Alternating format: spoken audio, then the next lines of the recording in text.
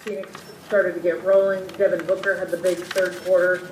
What made it so difficult to stop the Suns once they started to roll a little bit in the second half? Well, yeah, Devin just took over the game. I think he had 21 in the third quarter, and we just had a hard time kind of staying in front of him. Got to the free throw line, and that was really it. We did a good job, everywhere else, kind of taking him out of the stuff that they were trying to run, but he just kind of took the ball and put his head down and went and made a play for himself.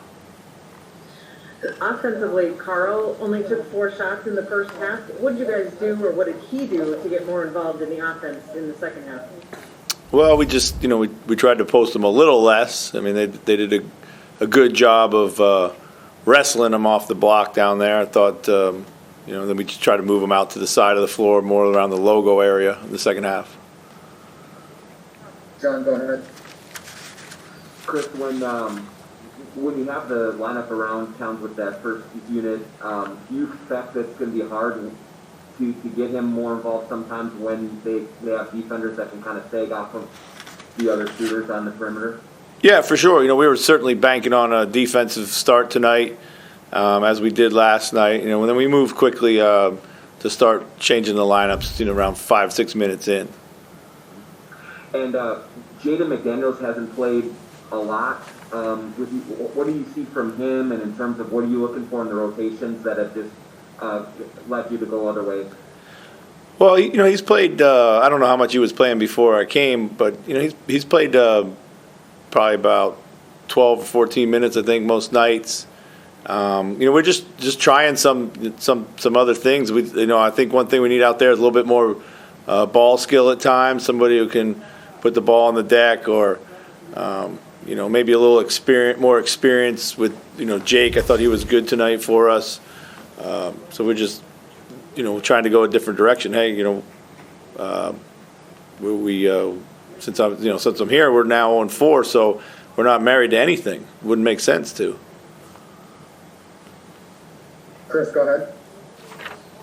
I think in your first press conference, you talked about how you kind of wanted to uninstall a lot of things and make things a little less cluttered.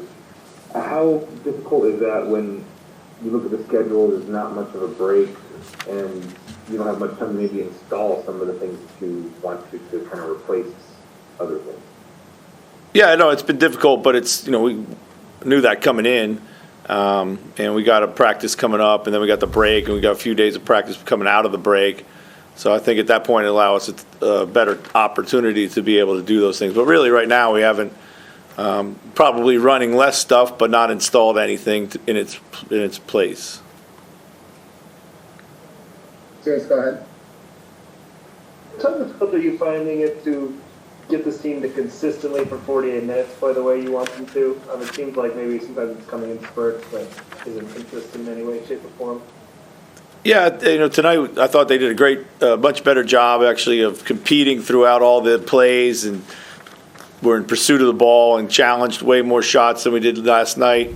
It was really about a 4 or 5 minute period that straddled the break, the third, fourth quarter break, and they just threw in a bunch of threes. Even the Booker, third quarter, we were able to survive for the most part, but it was the threes that, to start that really were the knockout punch. And, then we got behind, and when you struggle to score, you can't get behind that far.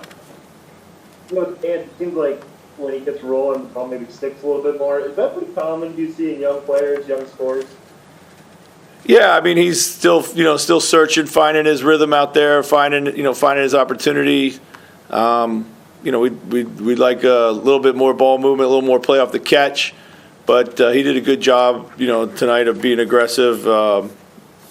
We asked him to try to get in the paint, continue to get in the paint more and more, and hey, it's going to be a learning curve, but he has the great abilities as we see, and we just got to kind of string them together a little bit more. Dan, go ahead. Coach, you talked before the game about wanting to kind of blend the lineup a little bit. How did you feel that that went, and is that something you think you're going to want to do going forward? And is just kind of with the youth, is that where Jaden kind of his minutes fall down a little bit? Is in that blend of playing the older players? Yeah, I don't think, I wouldn't read too much into any of the certain rotations that we've got right now. Part of this is somewhat of a learning for me, just trying to figure out how these personnel groupings work together. And so, yeah, I'm not overly. I thought we blended the lineups better. I thought we started our rotation a little bit better. I thought, tonight we let Ant run all the way through the quarter. We got Cat out a bit earlier.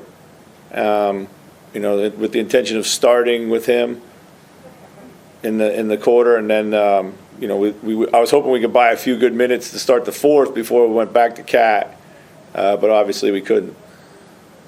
Are there any new pairings that you found that you've seen that maybe they weren't working before that now you've seen in these two games? Like this is a duo, this is a group we're going to look to go to a little bit more going forward. Well, I mean, I do like the